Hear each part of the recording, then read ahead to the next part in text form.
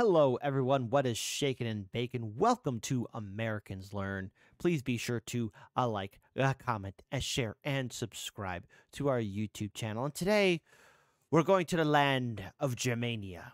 We're going to be focusing on an individual that would shake the foundations of the world through, well, warfare, statecraft.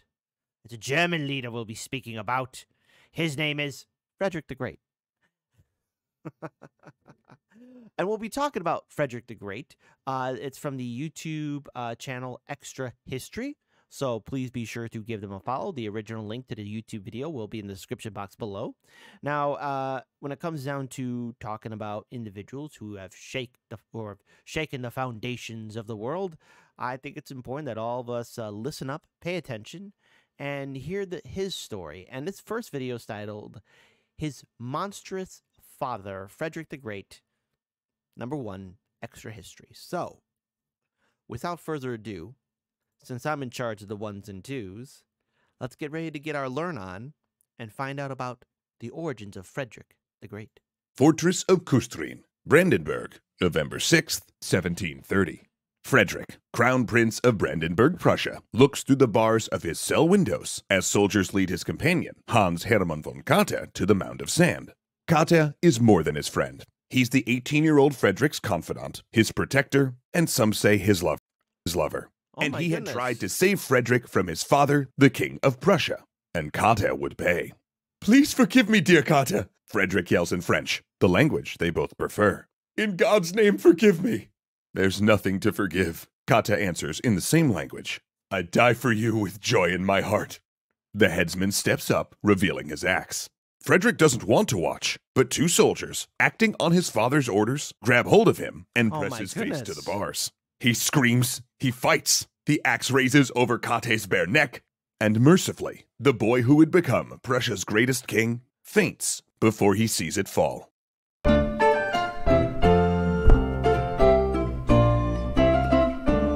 Well, that was brutal.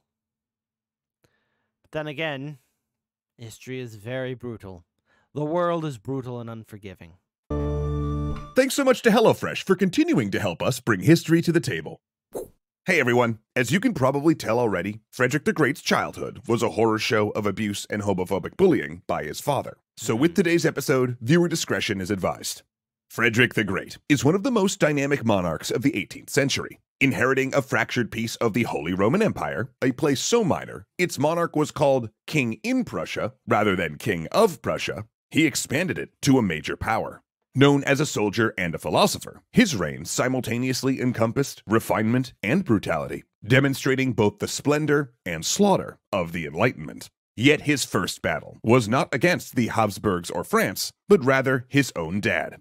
Frederick's father, Frederick William, was known as the Soldier King. Living in a sparse militaristic fashion, he despised anything he considered ostentatious or effeminate. In fact, his first act upon becoming the king in Prussia and the elector of Brandenburg was to sell his own father's jewels, horses, and fine furnishings. While many German princes used the treasury as their personal party fund, Frederick William instead pursued a conservative economic policy, curtailing state spending and battling corruption, which was a wise thing overall, but many of the unnecessary expenses he eliminated included patronage of the arts, literature, and science. So already I'm beginning to see how this guy's royal palace probably was like. It was probably very Spartan, nothing shiny there. You know, I don't want to go too far and say that maybe he had obviously it wasn't invented, but if it was, there'd probably be just a recliner chair and some milk carton boxes that would be a makeshift TV stand, and that would probably be Frederick the William's ideal room. I have no qualms against it too, but I probably have all the game systems and a computer in the background too, so there you go. So just have a little more comforts, not so too crazy, not so too crazy. Like, he didn't just defund the Prussian Academy of Sciences, he closed it. But Frederick William did have one pet project, the army. So everything he saved, he poured into defense spending. He also created a new type of military draft, the canton system, that allowed Prussia to be able to recruit and train troops more efficiently and create civilian reservists that could be called upon. In that way, he doubled the size of the Prussian military to 76,000 men, making it the fourth largest army in Europe, roughly the same as that of France, which had 10 times Prussia's population. Oh, did this guy love the army. He dressed as a military officer, held meetings in rooms where he could watch troops drilling out his window, and in an additional extreme, drafted the tallest men in the Holy Roman Empire into a special unit of giants. In fact, his council was so full of soldiers swilling beer and smoking foot-long pipes that it was nicknamed the Tobacco Cabinet, mostly because their meeting room smelt like an airport smoking lounge. All right, not too bad, as long as they're drinking some good whiskey, smoking some good tobacco.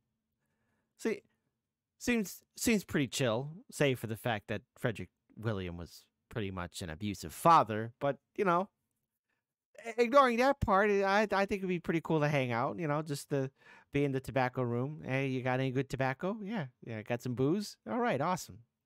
He also was prone to violent rages, which got worse as the years went on and had several which is probably why people stopped hanging out with him. Medical conditions that kept him in constant pain.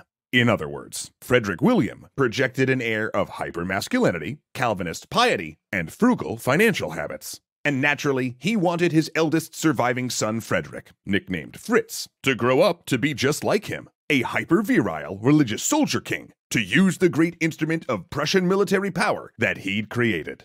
Now, the first 6 years of Fritz's life, he'd lived with his mother, and under her care, young Fritz developed what his father considered worrying habits. Fritz loved music and books. He grew incredibly close to his older sister Wilhelmina, enjoyed poetry, philosophy, opera, and learned to play the flute.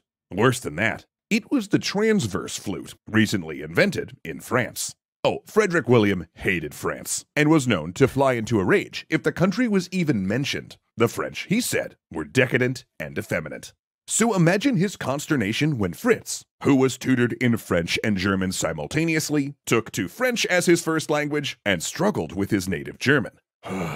Okay, all right, not a big deal. The boy Frederick William reasoned just needed to find the fun in war, So, for his 6th birthday, he gave him a miniature arsenal of military rifles and cannons, plus a group of boys in uniform he was supposed to order around as living toy soldiers. Now, look. On the one hand, that sounds kind of pretty cool, but on the other hand, they're probably using live ammunition. Hey, you know me. What could possibly ever go wrong with miniature cannons, explosives, live weapons, and anything? I mean, something could and probably will go wrong. Pretty cool, eh, Fritz? Fritz? You know? It's fine, because Frederick William would soon also shape his son more directly. For as was tradition, the next year when he turned 7, the responsibility for raising and educating Fritz transferred from his mother to his father. As you can imagine, all studies of music, philosophy, and poetry were promptly shut down. The prince would instead now have a grueling, regimented schedule of Latin, religious studies, ancient classics, modern political history, and military subjects, conducted largely by military officers. But even there, Fritz found allies. His Latin tutor was sympathetic to his clearly bright charge, and not only procured him a flute, but helped him amass a secret library of 3,000 books covering poetry, Enlightenment philosophy, and art. That must have been a huge relief to him. To at least have that moment of escaping the regiment, the training. I mean, but the thing is, too, looking back at antiquity, I mean, it's easy for us to sit here and be armchair critics and say, oh my goodness, how brutal they were. But if you look back at antiquity and just how hostile and brutal the times were, just like our era is, but, to be a monarch when the monarchs had absolute authority, there was no such thing as a election during that time. The king of said nation state or empire had to be strong. There were not only rivals that were aiming for the throne within his own country, but also rivals outside that wanted to take more land and expand their empire. it's an unfortunate statement of that era, and I think while Frederick William was probably most likely a very brutal person, he had to install that into Frederick in order to be ready for people that will be far worse than him. And that's unfortunate. And I'm sorry that the kid had to go through that, but woe is to anyone who sits on the throne. Fritz also visited a nearby court in Saxony, which gave him a glimpse of a freer life than he'd had. Yet as Frederick grew into a teenager, Frederick William became increasingly furious over his heir, who he considered effeminate, incompetent, and irreligious, as it was increasingly clear that Fritz was an agnostic. So he responded with a campaign of abuse. Frederick William berated his son, screaming at him in front of soldiers. He burned books and artwork he found, and assaulted him in public. See, now here's the thing. You think you're toughening him up, but by dressing him down and embarrassing him in front of not only your chief of staff, officers, soldiers, etc., you're making him look weak too. See, that because that could backfire on kings. So, Frederick William, when you go bye-bye, everything that you've done to Frederick, well, people are going to say, well, gee, he could be pushed around. He's an easy target. Way to shoot yourself in the foot, Frederick William, not Frederick the Great. He would strike young Frederick for sleeping in and being late for drill, or for being unsure on horseback. Once, he beat him with a cane for wearing a pair of gloves when it was cold. "If I had disgraced my father so," he once told Fritz, "I would have killed myself." Yeesh. Then, when Fritz was 16 and formed an intimate relationship with one of his father's pages, Frederick William had the young man sent to a border posting and beat his son again, calling him a sodomite. Now, a quick aside here. The language surrounding Frederick's sexuality can be a hot-button topic among historians. Not whether he was gay. He clearly was attracted to men, preferred male partners, and commissioned art with homoerotic themes. The debate is more about terminology. Whether labels like gay are imposing a modern idea of sexuality on a very different time and culture. But let's be honest, in history, it's already common to use a ton of terms like feudalism or democracy to describe things that existed but didn't yet have labels, and queer people existed then as they always have. So with all that in mind, Frederick was gay, and his sexuality definitely made it dangerous for him to live under Frederick William. At this point, he had only one hope to escape his father: a double marriage. See, his mother had been planning to marry his sister Wilhelmina and him to the children of her brother George II of England. Fritz was all about this. He could go to England, which was far freer than Prussia. And look, if he had to get married to get away from his father, that was a small price. But when that deal fell apart due to intrigue and shifts in alliances, he plunged into despair. No. That was when Kata, his friend, tutor, and likely lover, agreed to help him escape. They would slip away while touring the Holy Roman Empire and flee together to England, though they were caught almost immediately and thrown into prison. Given both were military officers, Frederick William charged them with treason and seriously considered having Fritz executed, but that put him on rocky legal ground with the rest of the empire. So in the end, his punishment was to watch Kata die. Afterward, Frederick made a deal with his father. In return for a pardon and getting to stay crown prince, he submitted to an even more grueling and austere routine of tutors. He also swore to be a good Protestant and agreed to marry. So, he entered an engagement with Elizabeth Christine, a Protestant cousin of the Habsburg line. Though Frederick was despondent over this Not a fan of the Habsburgs. Never have been, never will be. I have my reasons. choice, and swearing that even friendship between them was impossible, he threatened suicide, however still had no choice in the marriage. But he knew the only way out was through. Frederick wept upon meeting her, and on their wedding night, loitered in their bedroom for an hour before abruptly leaving to stroll the grounds until dawn. But no matter, he was safe, he was free, and he only needed to wait until the Soldier King died, and when he took power, he would never be beaten again. For in a surprise to all, Frederick William's tutelage had taken root, and his son would be a warrior king like Prussia had never seen. And while we wait to find out what happens to Frederick next time, I say we go make a meal fit for a king. Perfect scripted timing as... All right, so we're going to stop here for a minute. I want everyone to definitely follow through with American Learns, because we are going to keep on following through with the story.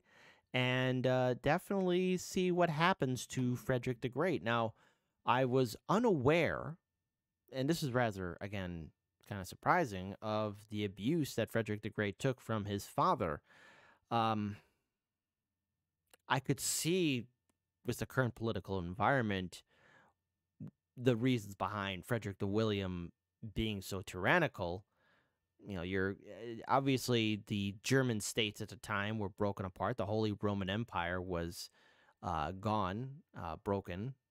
It was a confederation of states. You had to worry about rival kingdoms and empires, larger nation states, and the executive, the king, the prince, the emperor, however which way you want to look at it, especially in the realm of the nations that were on the European continent.